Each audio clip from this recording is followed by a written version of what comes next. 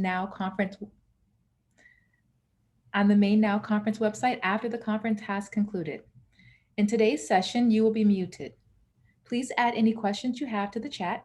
I'll be collecting questions and moderating a Q&A at the end of the session.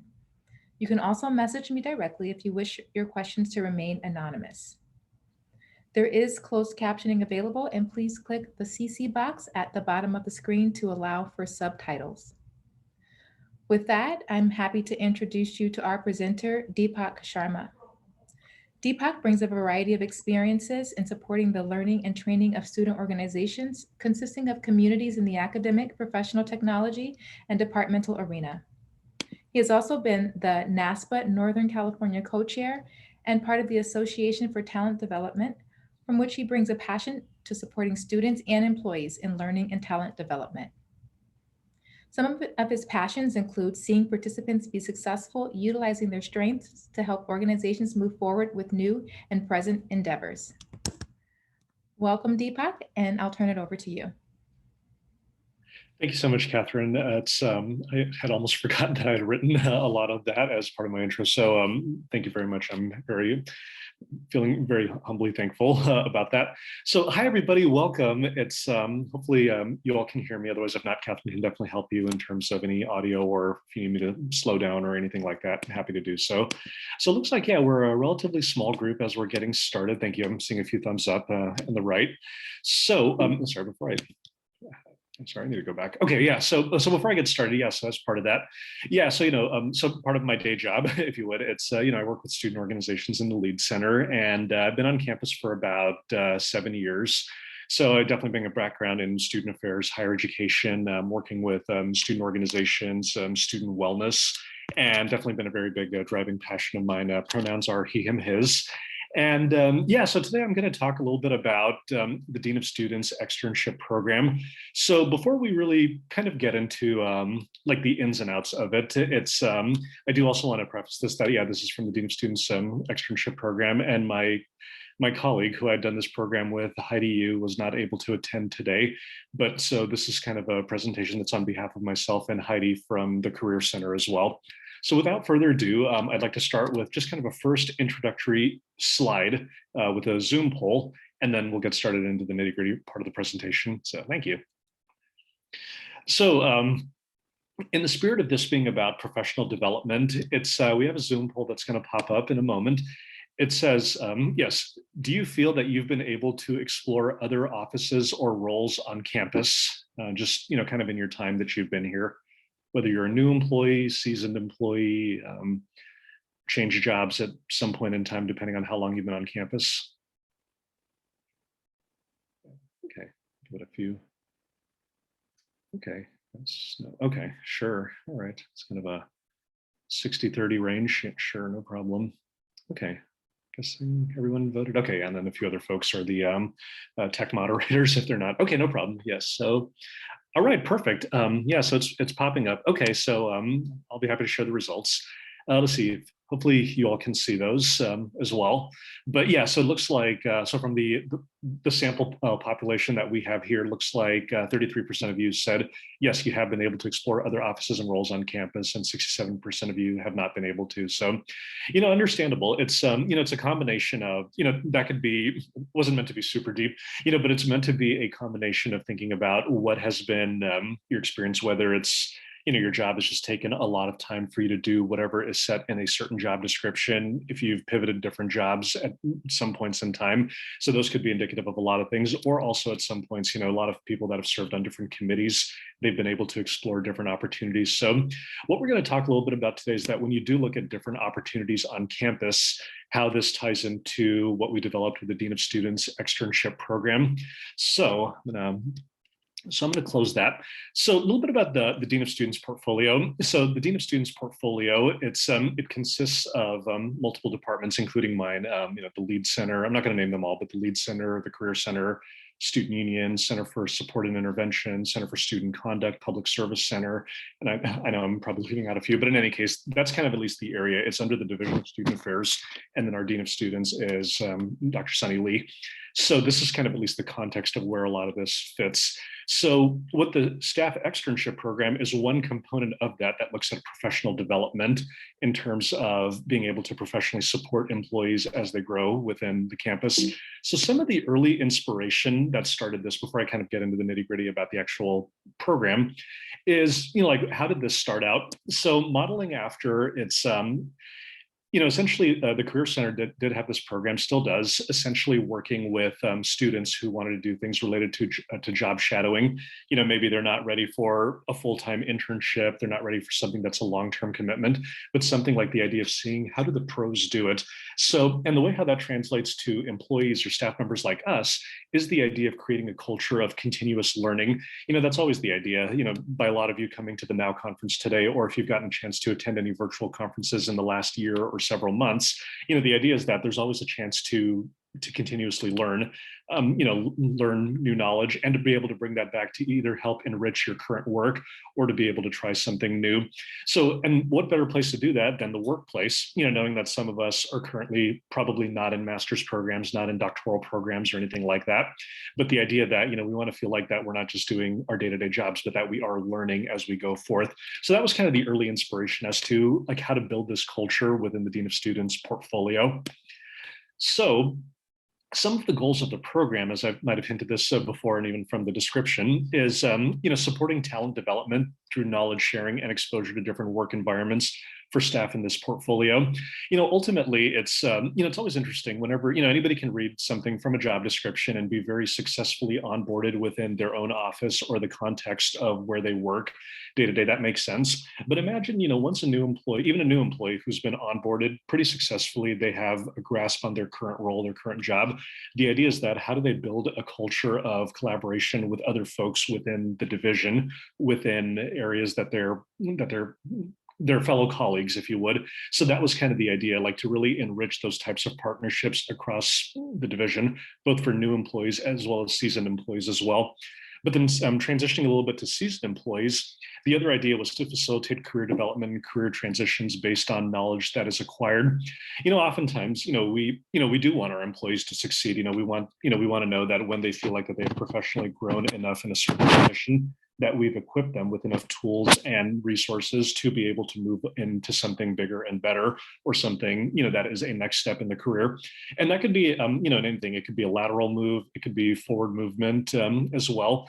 But the idea is that it's, when you build a culture of employee morale and employee growth like this is something that's been oftentimes shown, like how people see where they work as being a good place to work, a place that's supported them to be able to grow. And that's really what ultimately the essence of this program is. But then also, not just thinking that we're trying to get people, train them to move up and move on only, but it's also about this idea of, helping our organization address needs. And one of the things that we've found is, day to day, as employees, we may get bogged down with a lot of day-to-day things like, emails, paperwork, tying up loose ends, or trying to address just kind of like something that would seem like, for lack of a better word, grunt work, like day to day. But when you look beyond that, the idea of how to make the work fulfilling, it's also about addressing organizational needs. Instead of asking about the idea like, what do you do at your job? It's more like this question of how does your job impact campus culture? How does your job impact the workplace of the division? So those are the kind of things. So when you start thinking in the context of how does what you do impact Y, like how does X impact Y? Those are the ways that you look at how to think about organizational needs. And to do that, it's oftentimes we've seen that there is a lot of success in the spirit of collaboration through programs like this externship program. We'll use examples of some externship programs that have been created in the recent years. So continuing on. So a little bit about the framework. I know Catherine had mentioned as part of my intro, it's the Association for Talent Development. I know a lot of folks within the context of higher education, a lot of us on this call are probably well equipped to understand NASPA, NACE, ACPA, ACUI, and NODA. I know we're all very acronym heavy here, but if those acronyms sound very familiar to you, it is because those are very much kind of in the context of student affairs, whether it's thinking about supporting students, supporting higher ed administration, what that looks like. So what this is borrowed from is the idea of the Association for Talent Development. So what this is that any folks within context of higher education, K through 12, even in corporate structures or nonprofits, they're looking at the framework of, their pillars of how to train learning and development folks to be able to address talent growth for other people. So I'm going to use some examples here. I'm not going to go through the entire wheel, but the framework for which the Dean of Students externship program was developed was on, I'm going to go through each of these, knowledge management and sharing, the idea of facilitating learning and collaboration to benefit our portfolio, and also to transform some of that knowledge into a new skill for sponsors and externs. This is a big one. When an externship experience is over, we want to know, can somebody change their LinkedIn headline? Can somebody be able to add a new bullet point to a project that they did that felt like it was a very significant accomplishment? And would those bullet points be useful for another job or another opportunity? So that's kind of this idea of being able to share that knowledge back and forth. Performance improvement. One of the things is, when you think about, day to day, oftentimes, we do face challenges, at work, kind of what I was saying earlier about, having to respond quickly to emails, having to figure out how to solve a problem or a situation. Sometimes they're easy, sometimes they're hard, but oftentimes, being able to look at it from an outsider's perspective, that's a really important and key driving factor in this. Imagine if you're hosting an extern from a different department, they may be able to offer a different lens, one to help you address that challenges, and you can assess that. You can assess that as a result of somebody else helping us address this challenge. Did it make a difference in our output or service to students? Definitely something there to think about, improving performance of individuals as well as supporting students. The other one also is looking at your Achieve Together goals, looking at how, for a lot of us that have, been working for at least a little over 2 years now, I think on campus, Achieve Together has become a new way of looking at the annual staff evaluation. That's become something where, as a result of that, a lot of times those are not just about doing day-to-day work, but it's also about forward-thinking collaborations and programs. So there are some ways that if you design a very solid externship experience, or if you do participate in this, that it could very well tie into your Achieve Together goals that you may have set with your supervisor ahead of time. Sorry. Coaching, it's besides the bookish approach to knowledge management and performance improvement, it really does come down to this idea of building a mentoring relationship between a sponsor and an extern. I think that's been something, we have seen that as a result, where if somebody was matched up with a sponsor and an extern in one semester, they decided, hey, I want to do that again. I want to keep that relationship going because this person is truly a viable coach for me to be able to give back and to be able to grow professionally. So that's important as well too. And then also being able to sync professional development goals with department goals.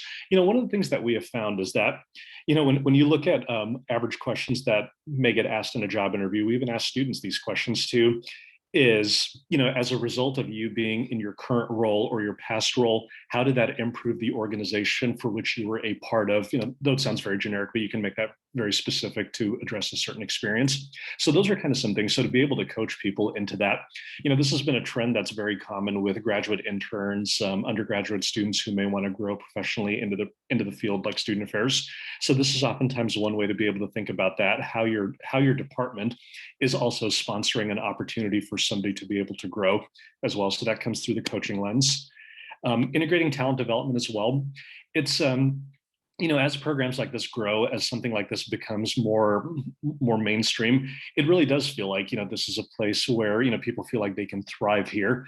They're facilitating career development for their colleagues. That's the other one too. Like anytime somebody is, serving as a sponsor, they know that it's not always just about, the end result of getting a deliverable finished. It's about, supporting staff engagement and retention within the division.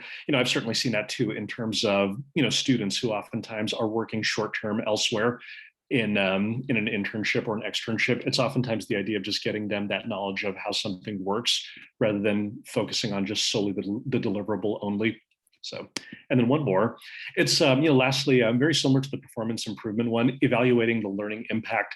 Definitely one thing from sponsors. It's, thinking about, so imagine when an externship experience is over, it could be anywhere from 1 week to 3 months, depending on whatever term is set. Thinking about, okay, now that a person is no longer an extern in a department, how can a sponsor marinate on what has been done, and as a result of that, resonate that with students, stakeholders to further enhance other work relationships. And I will use some examples in a moment about how evaluating learning impact has been shown based on some of the surveys that we have. So continuing on. So good on time. So when you think about the question of what's in it for me, right? Besides jokingly more work, and but it's not just about more work, but it's about for an extern to be able to transform skills from a project as part of their accumulated knowledge to serve their home department. That's another one too. It doesn't mean that somebody doing this is ready to just move on or to try something new, but it's about thinking about if our department has been doing something for a long time the way we've all, like the phrase we've always done it this way, well, here we are during the midst of a pandemic. We're coming back into a new academic year to a lot of potential unknowns, and that's okay. But I think the idea that seeing if there was ever a time to learn from another department how they may do it better, how you can apply knowledge to that, you can easily do it here as well. And then also empowered to gain new professional experiences from within the portfolio, kind of something that seems like a no-brainer. But I think that is also important, this idea that because people are not able to travel to conferences, or they feel sometimes that Zoom webinars may not be everything that they would have thought. And thank you all for staying, of course. But beyond that, I think that's the other idea too, that they feel empowered to grow within where they're working. So that's another one too. And then lastly, the idea of creating connections based on identities and personal experiences. That was definitely something that did come up somewhat recently.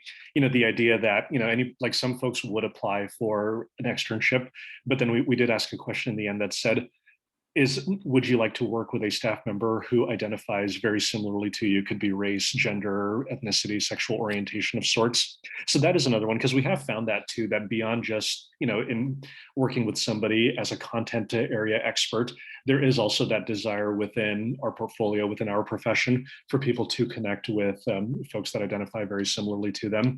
So that's been another area too, where that's also helped facilitate a connection even across the division, where people can see folks that are like them or that might have like experiences.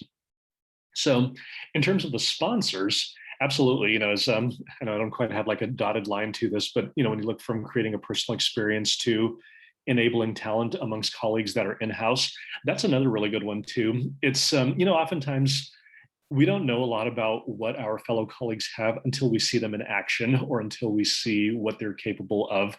And sometimes I'll admit I've seen that too. Sometimes I've hosted events on campus, and sometimes I may blindly put a call out to a listserv, if you would, the Dean of Students listserv, saying, very simply put, we need volunteers for an event. Simple way of putting it, like, volunteer for an event, yes or no, can you join? But it's once those folks come to those that you really see, like, yeah, like this person can really offer an insight to how an event is supposed to work. Or I've done this before for like student org recruitment events, campus wide conferences, things like that. So that's kind of the idea. There's all sorts of different ways that you can see like that strength in fellow colleagues. It's just kind of a matter of thinking about like what you might be looking for, rather than just people blindly signing up to volunteer. The other one also is to provide experiences that expand professional development and partnerships within the portfolio as well. It's that's another one too. Sometimes people wonder, how did certain departments come to work together? As a result of, at one point in time, is that something that was in writing? Was that something that was said in, as a requirement that these two departments must work together? Or was it based on relational experience that has continued for years on end? So it's really interesting, because a lot of times you may not see that in the job description that says like, oh, in order to work with your job, you must have a very specific partnership with another department. But I think oftentimes it's those types of partnerships that happen organically through partnerships like this that really set a tone or set a precedent for how departments are likely to work together in the future. So whether employees may come and go, but that still at least creates that connection with departments. So certainly there. And then of course, creating the connection based on identity and experience. And I won't say that again, but that has been another value for sponsors as well, to know that they are also able to give back to other staff members that may be looking at them for support. So some project samples that we have done. So I know right now it's been a lot of concept and theory up until this point. So when you think about it, people are wondering like, so what has an extern actually done? What has a sponsor asked an extern to do? So these are just some examples of things. The first one was about designing a one-stop shop of resources. So what that looks like is, I think a lot of times, we've heard I probably said the phrase, the Berkeley shuffle, where, information that is very unique to seasoned employees may live in multiple portals, like a form that needs to be filled out is on a website, a bylaw is on another website, like anything that you need, something that you need that is for regulatory affairs is in UC Learning. So really the point is that there's all sorts of different things where it's like how much are you telling people where to go just to figure things out, right? So, kind of borrowing off of the ACC Student Union, there was some years ago, one of the ideas was to build a one-stop shop for anybody that wants to host an event or a program within spaces that is monitored or run by the Student Union, between outdoor spaces, MLK, Eshelman, et cetera. So borrowed from that became essentially a framework for other folks thinking, yes, we can have this, where imagine you have one portal where even if you need 10 things can easily go into just one portal, so that it's a seamless experience for your students or your clients, depending on who you're working with. So kind of becoming like setting that as a precedent, that became something that, that one of our colleagues had asked for, saying, I want somebody to help design a one-stop shop of resources for me, for the students that I communicate with. And instead of having to do that alone, they recruited an extern to be able to do that as well. The second one also was developing a program event series for students and guests. This was also a big one. Sometimes, knowing that the pandemic presented new opportunities where it wasn't just about meeting students one-on-one, but it was about this idea of having a program or an event that would draw students back to feel like that sense of community. So this particular department at that time did not have that series. So they decided that, okay, we want to develop a program, but we're not programmers like in that regard. So they decided that they wanted to recruit somebody to help build a program or event series, programs related to student development, social justice, co-curricular education, things like that. How do you develop that as a 10-week-long series?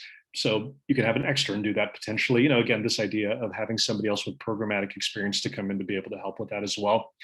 The other one also is creating action items based on assessment data that's been taken in. Really important. When you think about, every year, we get surveys. I'm sure a lot of the survey data that you submit at the end of the Now conference will be taken into account for the folks that are running this conference to look at how to improve this conference the next year, or what are some things to do. One of the things that I've seen with this type of thing related to assessment data is kind of a two-parter approach. One, how to do process improvements. Like, if there are things that are a lot of suggestions, ideas for change, things that need to happen, there's solid data there that could be synthesized or even coded to be able to implement a scaffolding of process improvement. And the other flip side of data is thinking about how to take that as the road show. The idea that, okay, these are all the things that we're doing very well. We're very proud of that. Probably don't need to change too much. So the idea about how to use that for marketing and using of modern media to be able to share what you're doing. So that was another example that somebody had worked with before during this externship experience, was looking at. We have all this data. Help us with this, rather than just it's sitting in an archive until we get some time in the future to do something with it. Understandable, some departments need that support. Some departments are doing very well with it. So other one also was researching trends in student employment and implementing milestones for their development. Really good one. It's really easy for us to post jobs on Handshake or anywhere else and recruit students to essentially, do whatever the student job is, like student intern, student mentor, things like that. But, at the end of the day, besides the notion that students are there to do a day-to-day job and collect a paycheck, this idea that, how are those trends that we as student affairs folks are providing supporting student development, whether they're new students, returning students, student employees, things like that, and then how to be able to support that. So that was definitely a program that was of interest. Somebody saying, hey, we have student employees, we're trying to grow that program, but we want the experience to be meaningful, help us with that. And then, last but not least, it's designing best practices for training of volunteers for committees and projects that are headed by one office. Sometimes this is really common, especially if it's just one department. It might be a small department with maybe 3 or 4 employees, but they know that they want to grow bigger and better.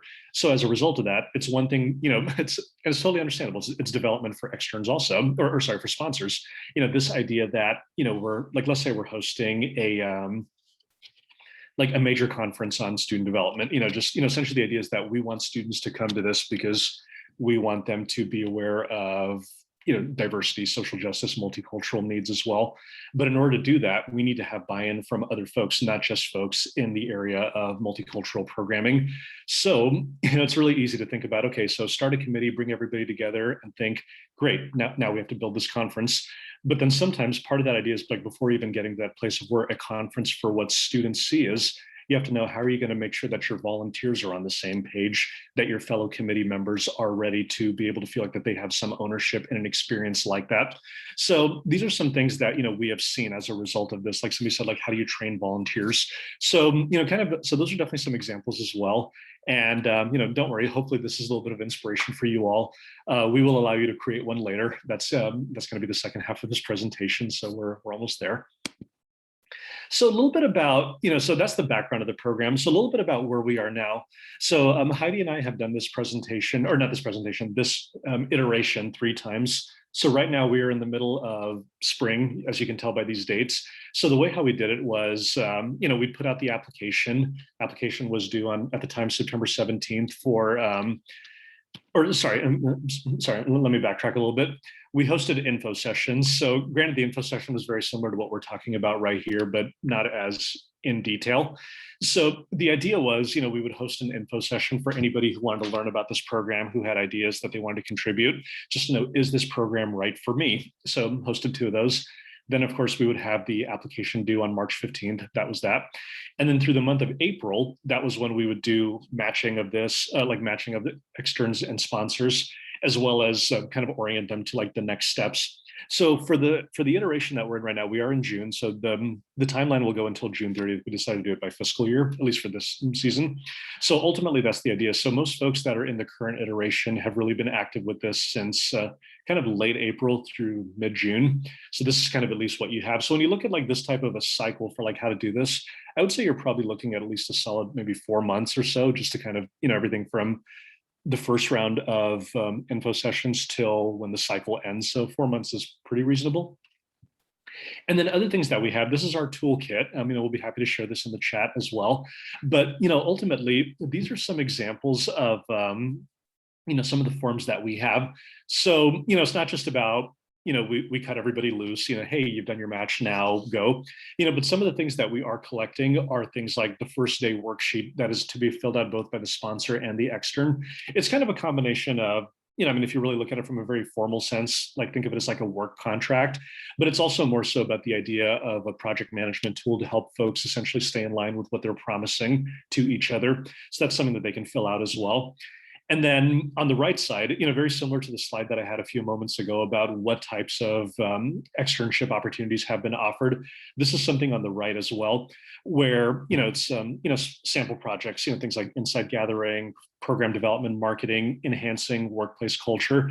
Like if somebody's like, yeah, I really want to do this, but I don't know what I need. So that's why these are written somewhat vague, but at the same time, we have that there for, folks think like, okay, like, yes, how could I apply that to whatever my day-to-day job is in the office? So yes.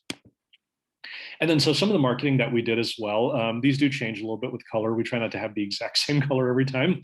But yeah, the one on the left was the sponsor opportunity. If somebody wanted to host one, then yeah, like what we're looking for. And then on the right side, if somebody just wanted to be an extern as well, this is what we're looking for as well. And we have seen that, like some folks have done both. It's there's been a few folks that have made it through our cycle 3 times that have served in both of these roles as well. So very happy to see that, and it's definitely gotten some positive buy-in. So you can do that. I'm not going to read every little detail, but that's what our marketing looked like. Thank you, Canva. So some of the outcomes, it's so when we did this kind of in the fall of 2019, definitely the first year of the pandemic, we had 13 matched externs and sponsors as well. It was kind of like some fast fact numbers. Spring and summer of last year, 2020, when we did go into lockdown as well, we had 10 as an asterisk. I think a few might have dropped off as well, just understandably, as some of these projects that would have been in person were just kind of irrelevant at that point. So kind of put on pause for a little bit. And then currently in spring of this year, I'll admit our numbers are a little bit down. We're down to 4.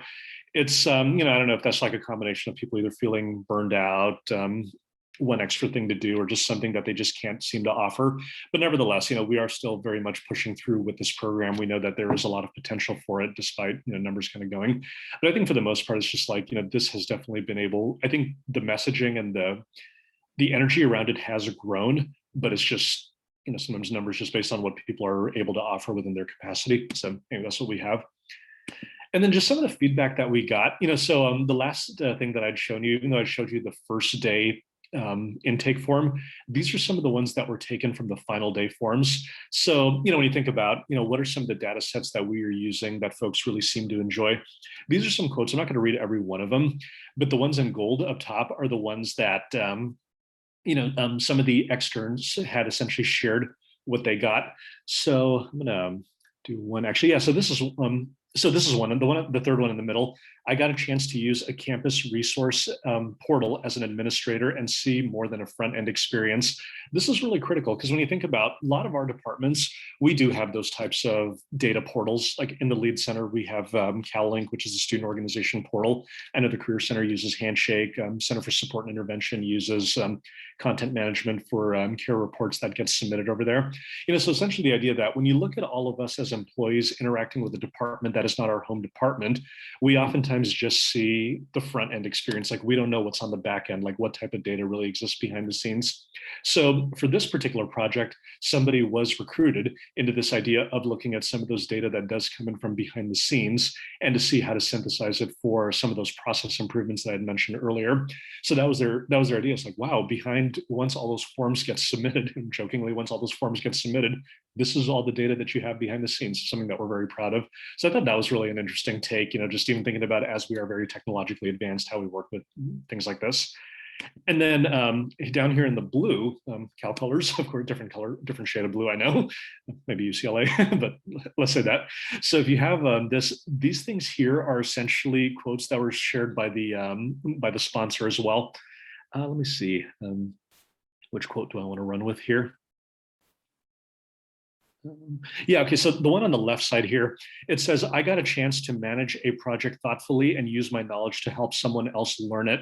This is really important because, one of the things I'll admit, as a seasoned employee, there are some things that I know very well. And, to everybody here, I'm sure there are some things that you know very well. You can do it with your eyes closed as well. Like it doesn't require a lot of over the top thinking, but there's a difference though when you have to train somebody new to really think about using content, using programs, even using like a systematic approach that otherwise has not been in writing or anything like that, like essentially going off script.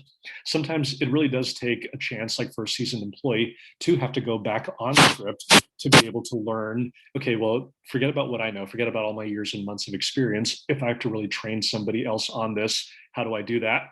So that really kind of gave some folks a chance to, be a little bit more down to earth, scale things back a little bit, and to be able to do that knowing that there are going to be other people that are going to be learning on the job as you go forth, and that's a chance to do that. So in any case, feel free to, if you want to do a screenshot, some of these quotes as well. Don't want to read every one of them, but I'm sure you can see some of those.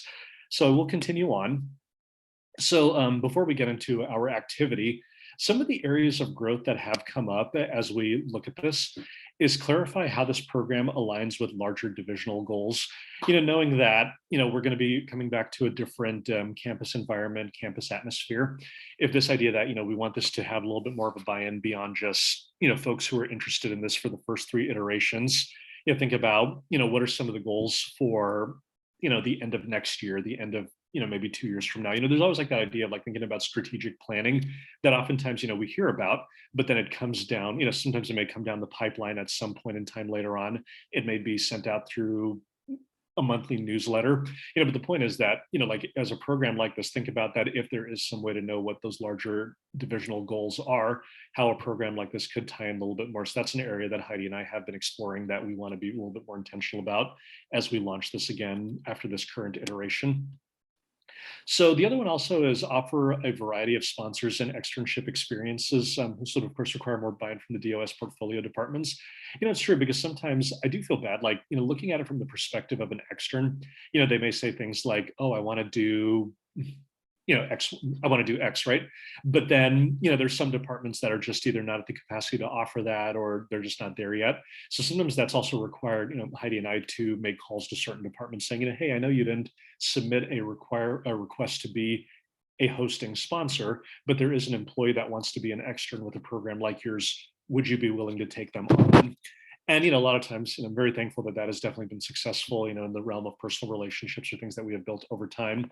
But thinking about like how we can be able to fuse this a little bit more cohesively, rather than being able to just call on folks that are being shoulder tapped, for lack of a better example. So that's been something that we've been able to do. The other one also is creating more matches based on preferred identities. This has definitely come up a lot more, listening in a lot of different sessions that we've been in, related to, webinars, trainings on anti-racism in the workplace, inclusivity in hiring practices, or even just looking at the demographic breakdown of all of our respective departmental portfolios. Oftentimes there are things that are, shared sometimes openly, sometimes even in confidence, about the idea that somebody feels as a result of a program like this, they feel like that they will thrive if they saw more people like them, or if they knew more people like them were thriving professionally. To borrow off of a conference that I hosted a few years ago, lift as you climb. So that's the idea too, that, as folks are climbing, or how are they lifting others along the way?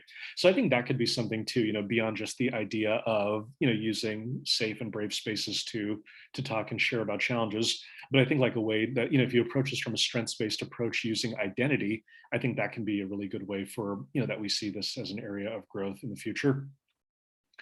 So, and then also communicate more clearly things to consider both for extras and sponsors, requiring supervisors' approval.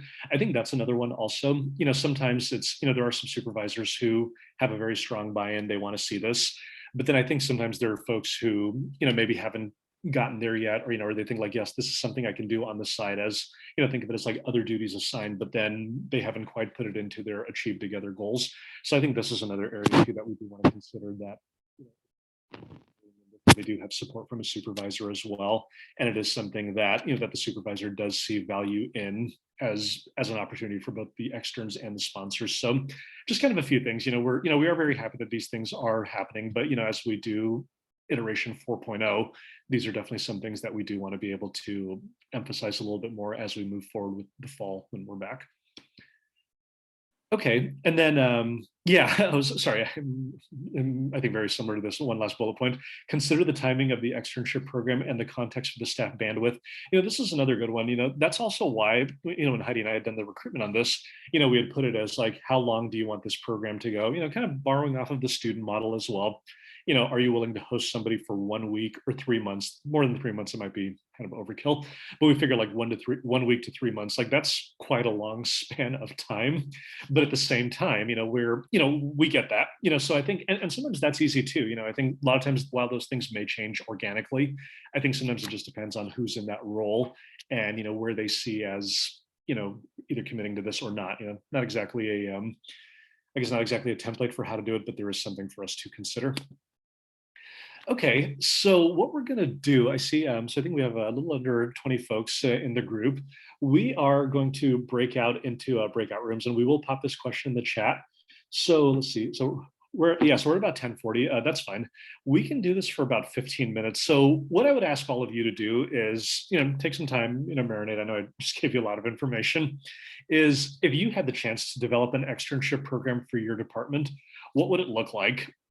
Just think about that. You're coming back in the fall, or maybe you're doing something that's very different online. You're seeing some new trends in the workplace as well, in ways that we serve students. What would you want an externship program for your department to look like? So, take some time, discuss in your groups. I think we can probably do quads since we're relatively small, and then then we'll come back at about let's see. At the 55 mark, we'll check in on time, but at the 55 mark, just to kind of see what everybody has discussed. So does anybody have any questions on that? I know I've been doing a lot of talking, but does anybody have any questions before we break out? For Catherine or I? So.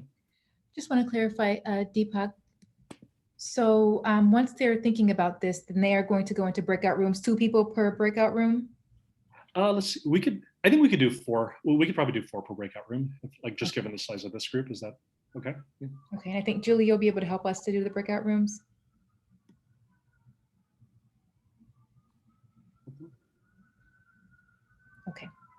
Yeah, we had a couple scenarios depending on how big the group was. So, but yeah, I think with them, yeah, I mean, it can be random. I mean, you might, I don't know if you all know each other really well, folks on this call, but, or if you're new to each other, but yeah, just, you can approach it in the context of your department and then share back. So, yeah. Okay. And then I'll stay in the main room. So.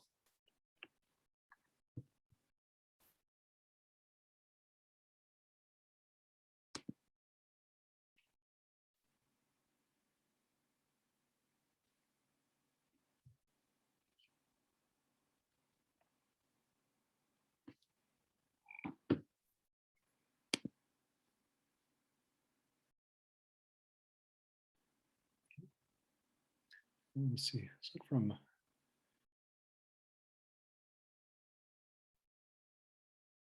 I don't know if Shristi or Carol, if you're on the call, if you got a breakout room or if you want to chat with me as well, we can be happy to work with you on this while we're taking a pause from the main presentation.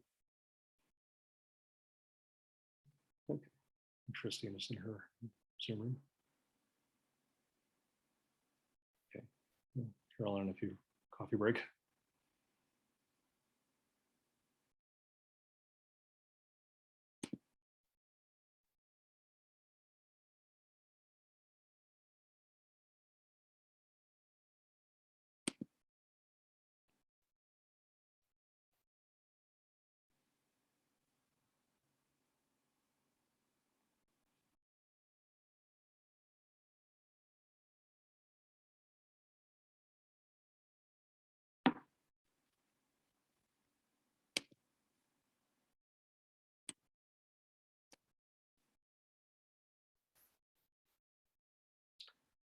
Things going well on your side, Catherine? I'm sorry, what was that? Oh, are things going well on your side? I think so. Okay. I figured out that I couldn't see myself because of a setting that I had. I didn't realize that before. Okay. Oh, no problem. Yeah. I know. Yeah, ASUC Event Tech. Gabby, I don't know if that's still you or somebody else. I don't know if you can speak or anything, but yeah, feel free to use the chat since we got about 10 minutes before we bring everybody back. So. Julia. All is going well. I'm having a little bit of personal audio issues, but everything else is going well. Okay. All right. Thank you all. How are you feeling, Deepak?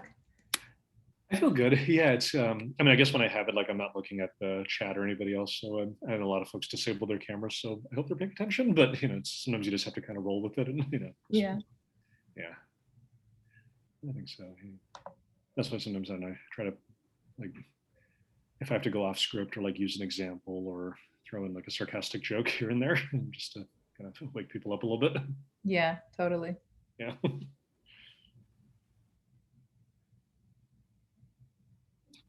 Yeah.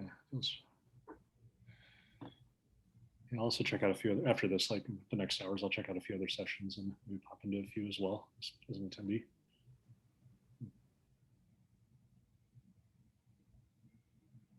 Yeah, we're definitely looking to continue this program again in the fall, and hopefully when it's a little bit more in person. Good, good.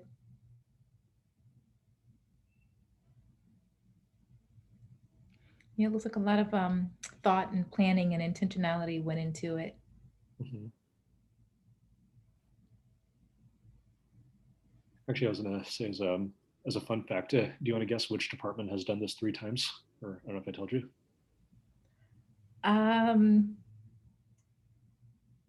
No, you didn't tell me. It's very related to your department. Okay, is it in UHS? It's not in UHS. It isn't in the portfolio, but it's a very much like it's almost like UHS 2.0, if you would. Oh, we've got a new person that joined. I'm not sure if she needs to go into a room. Oh, no problem. Yeah, you can. I think was that. She was. Oh, hi, Rosalind. Hello. I'm gonna assign her to a breakout room if you want. Sure. Okay. Hi, Rosalind. Welcome. Yeah, we're in breakout rooms right now, and we have a prompt for a question. If you can see it. Got it. Thank you. Yeah. So. And then we'll be back at 10:55. So.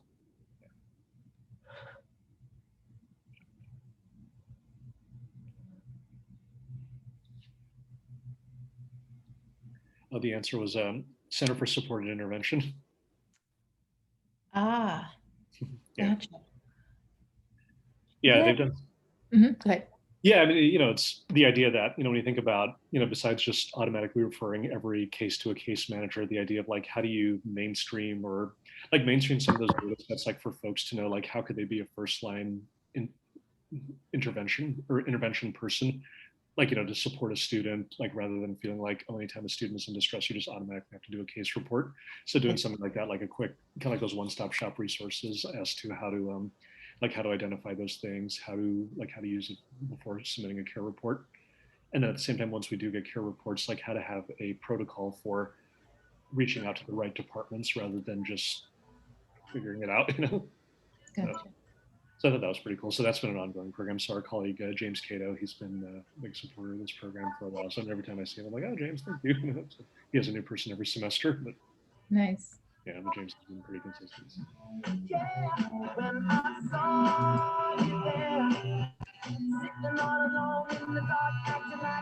This Deborah person. Participant, I'm having trouble trying to get my, I don't know, some music just showed up and I couldn't hear in my break. And I'm trying to get rid of it. It's never happened before. So I went out and it came back to you guys, but I'm trying to see about how to get rid of this. I've never had this happen before. Okay, maybe Julia can help us with this. Oh, okay, there it went away. Okay. What did you do? It may have been Julia, maybe. Okay, should we send you back to your breakout room? Yes, please. Okay. Thank you. Sure. You're welcome. Thank you, Deborah. All right. Do you want to give a 5-minute warning? Me? Oh, sorry, Catherine, like just to the group, because to kind of get everybody back, 5-minute warning, just to kind of finish up thoughts or. Okay. Yeah. I'll send that out.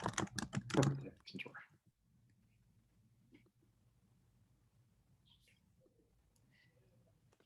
And I'm wondering, Julia, maybe you can answer this. Is something special needed for them to get a message directly in their breakout rooms, or if I type it directly in the chat, will they get it?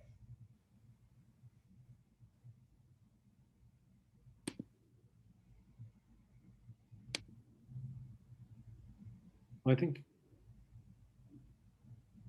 if you do broadcast message to all, that should work. Oh, okay. I don't have that option. No problem. It's I mean, I can do it also, but if you go to more, like more options, there should be breakout rooms unassigned, like that number, like where you can just kind of see all the rooms people are in. Yeah, there you go. Oh, thank you, Julia. Yep, that's the one. Yeah. Yes. Okay. Yep, I don't have that as an option for me, but nope. Only the option to join the breakout room. So I guess I'm like a participant in terms of what I can see. Okay, no problem. It happens. Thank you all. Perfect. Okay. Yeah, cool. Thank you, Julia.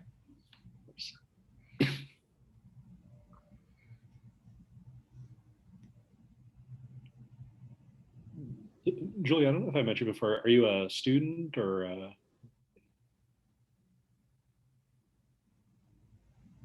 know your audio is cutting in and out.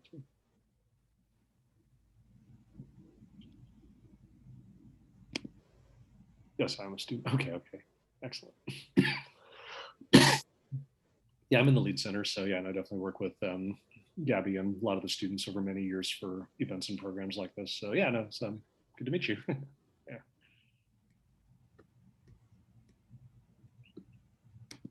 Perfect. All right.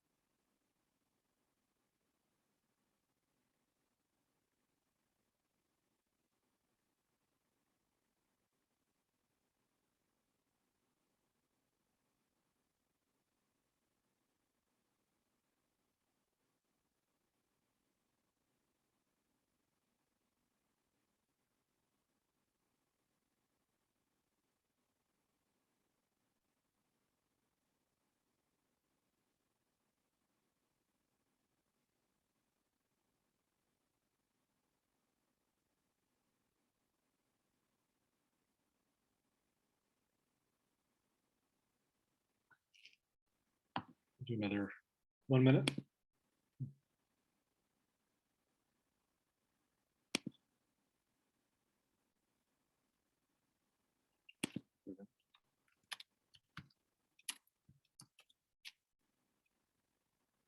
Okay.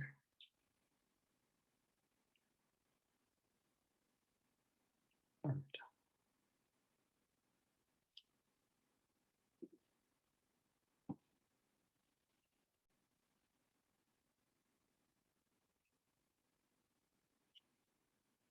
And then during this time, I'll stop the screen share just so those people can talk to each other.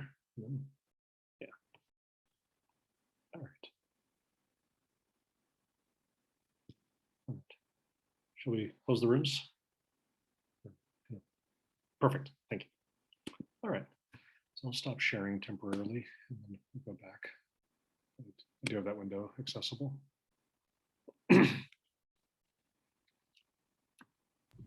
And then 15 minutes I have on the timer. Yeah, it should be fine. So.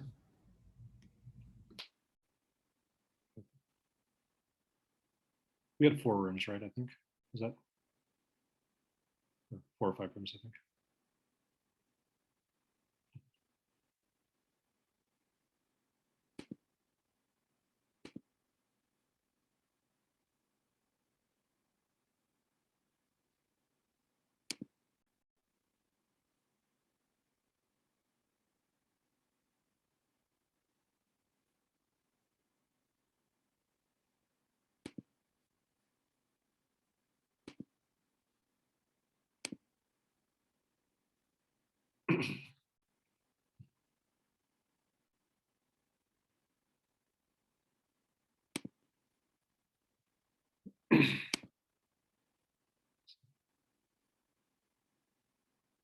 All right, folks, welcome back.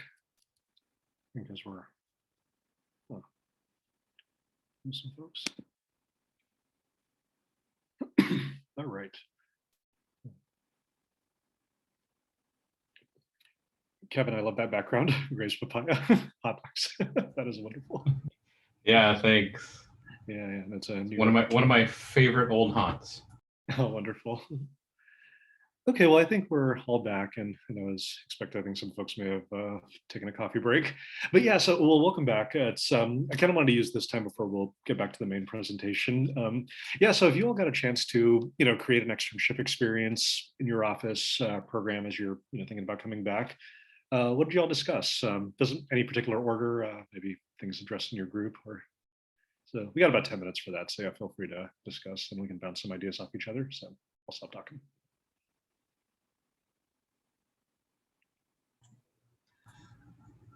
Hi, Deepak. I'm Deborah, the one you guys were helped with the music. Oh, yes, Deborah. So, although I had, oh boy, the music came back again. What happened? So what's going on? What are they doing to my system? Unless you have iTunes in the background, I don't know. I do not. I do not. It's just out of nowhere. Something I do not. Have no music nowhere. It popped up on the end of your discussion. Okay. Before we went into breakouts, and then it just continued. And I kept thinking, maybe they added the music just as a segue into the breakouts, and it didn't go away. No, and I couldn't control it. And I was on the phone with, I think, Julia, and I didn't go back to her. I went to the different group, but we weren't able to pursue our small group. So I just bombarded poor Kevin and Anna in the group, and enough of that, but I'll just try to speak quickly about what I talked about in my short time with them. I explained to them that I joined this session because about 12 years ago, I was applying for the MSAP program from UCSF, and they asked you to come up with a business model, a business plan to help the organization. And I had job sharing. And then, because there was no money again, and people always complain about not being able to get the job they want because they don't have the experience. And what better way than to go to where the experience is and do a project with these people. So that was what I wrote to get accepted, and I did get accepted into that program. Congratulations. With that. So to see that you actually have it working here. So it wasn't as flushed out as what you have, but I was telling Kevin and Anna that I'm working at Berkeley, and I'm a research administrator team lead, which is grants administrator, and I do the post awards end of it, which is managing policy and the finances. So oftentimes we'll deal with, various offices on campus, like SPO, Sponsored Projects Office, or Contracts and Grants, accounting office, even the students, area, because we deal with everybody, HR. Maybe we can bring together this job sharing, because there's enough, I hear enough of, not just from my team, but from people across campus, how, they feel like they get stuck in jobs. And when you apply, you don't get the job because they tell you you don't have this much experience. Well, how are you going to get the experience if you don't get the opportunity to do it? Either, just from your word of mouth, from references that you can, you're a quick learner and what have you, you're sharp. Now you need hands-on. So I figured this would be great for me to sort of think about, how do we devise a program for the region? I'm in the Champs region, to be able to, partner with, SPO and how they do their work, and we show them how we do ours, or CGA, because they only know their end of it. They don't know our end of it. Sure. And that makes a difference in trying to have a more cohesive work environment, a better trained work staff, so that everybody knows what's going on, and maybe we can work out the bumps in the front end instead of at the back end, because that seems to be the UC way. They throw out these systems, throw out these things, and they never talk to the people doing the work. So nothing works for nobody, you know what I mean? So I figured there would be a way that we can at least combat it from a more focused point, to where we can say, okay, this is the problems we're having, and that you're throwing these back at us, and this is why we're throwing it back at you. So let's talk about it. Let's create some sort of, let's create this externship. Let's create this sponsorship between our two offices. Sure. And that way we're doing job sharing, job training, and it keeps people engaged. Those who have been in their jobs forever, there's no more challenges.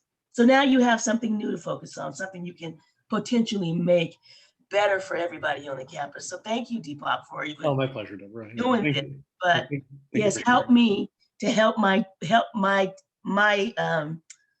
shared group. You know what I mean? And ultimately, as I was talking with Kevin, he's right. He says this should be across all the campuses, the UC campuses, in order to retain talent. People are jumping ship left and right.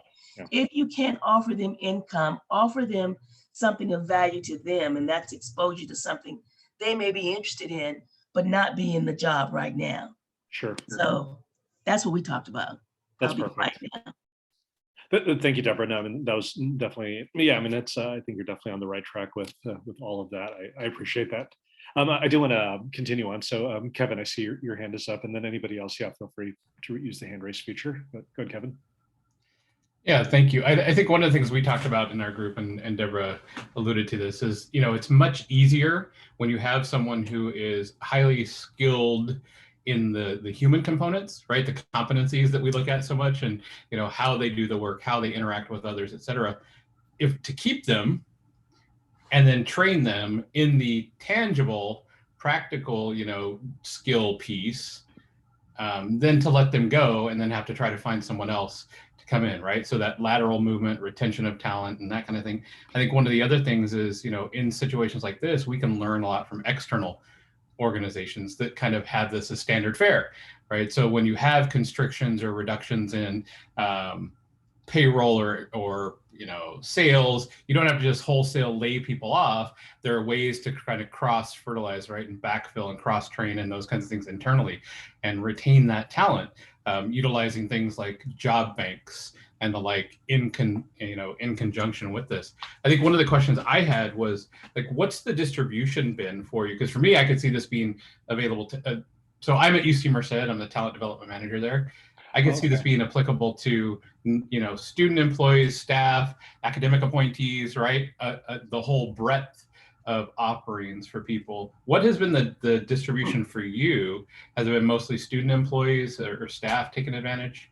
Oh, that's a good question. This has actually been all staff-based and staff-focused. It's, so kind of what I was saying, as a preliminary intro, with the Dean of Students portfolio, the idea of that was this part of the committee was to have some sort of cohesiveness across departments. So, sometimes as like a first committee, so how do we want to be cohesive and, as a department? So it started out, with things like, department socials, ongoing things that like, to kind of keep us, beyond just business meetings over and over again. So that was the idea. So, but in terms of like what I was saying earlier about the student component, the Career Center does have that through the employer relations channel, but it's oftentimes with folks in industry or like in the job market more so, not so much with students job shadowing us, at least not structured like this yet. So, yeah. Great, thank you. Thank you, yeah. So plenty of time factored in. Any other questions, folks? Yeah, or just ideas that things that you'd reflect on if you were to create one of these.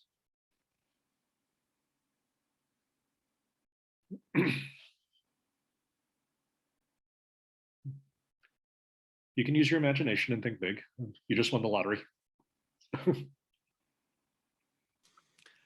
I would just say that I think that it would be a good experience to learn how to train for a sponsor. So if you could set up a thing, an externship with a sponsor for departments that are traditionally having issues training, you could have them learn how to train. Sure. I'm writing that down. I like it. Perfect. Okay.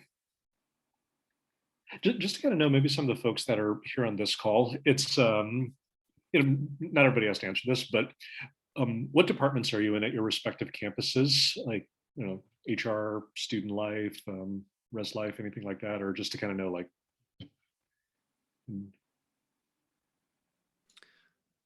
UCSC, University Relations. University Relations, okay, perfect, yeah. I'm a international student advisor at Extension. Okay.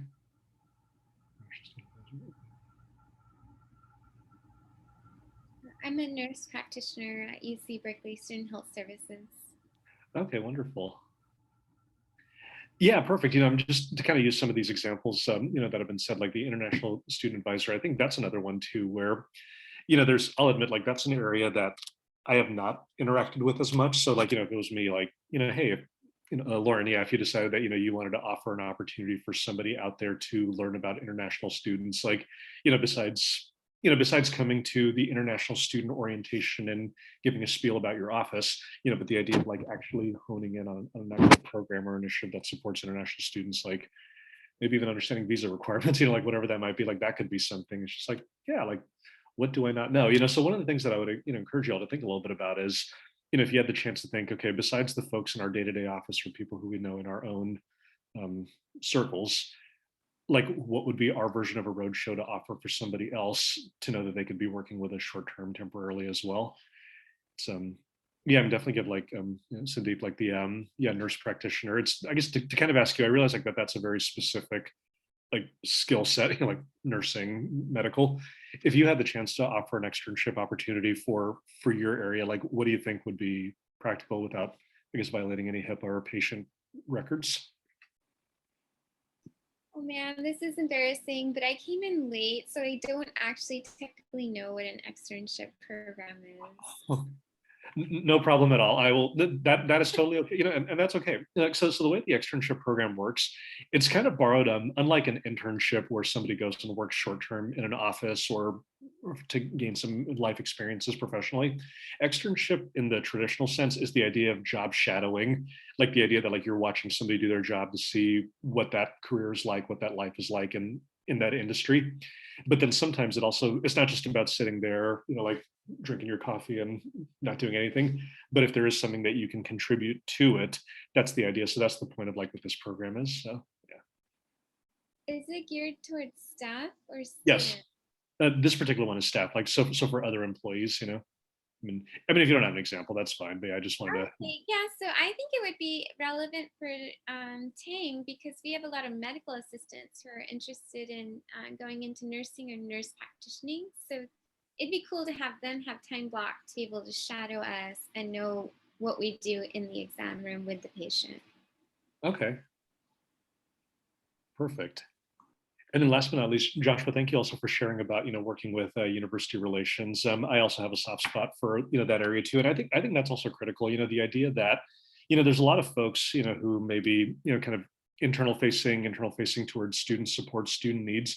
But I think oftentimes like there is like a lot of in the world of external relations, things like homecoming, donor relationships, cultivating those donors as well to support some pre-existing programs that do need a lot of support. So I'm not quite sure what exactly your role is, and that's okay. But that's kind of where I see like, like that type of an opportunity, like, hey, if you were to offer that for somebody in a student affairs lens or something, that could be something that I think people would easily jump on. So potentially just, okay. Merced talent development. Okay, yeah, so Kevin, yes, just saw Kevin's post. All right. So I think we have another 5 minutes left at time. It's I'll kind of bring back the presentation just on the. I'm sorry. Let me do the screen share one last time. Excuse me, Deepak. I'm going to be terribly rude here, but we have to start promptly at 11:15. Would it be all right if we started to set up our slides in the background just to make sure everything's right? I'm so sorry. Oh, absolutely, yes. Sorry. So the next one is at 11:15. Yes. Okay, okay, yeah. So if you all have to go to your 11:15, yeah, I guess I can stick around for questions. Really, the last one is like, does anybody have any questions for me? That's kind of what I want to go. But other than that, thank you all very much for coming. But I'll stay for 5 more minutes. Yeah. Okay, and so I do believe that we will have an activity break. So I want to go ahead and just thank Deepak for your great presentation. And everyone, please remember to complete the session evaluation. I'm going to go ahead and add that to the chat. And then next up, we have a 15-minute break with an optional Zoom activity. You can access that in the main conference room on the program website. After the break, you'll also want to be ready for our second round of breakout sessions. So I will see everyone there. And all right, thank you, everyone. Yeah, thank you, everybody. So, but I'll be around. Thank you, Deepak. I'll definitely be reaching out to you with some additional questions. Thank you so much.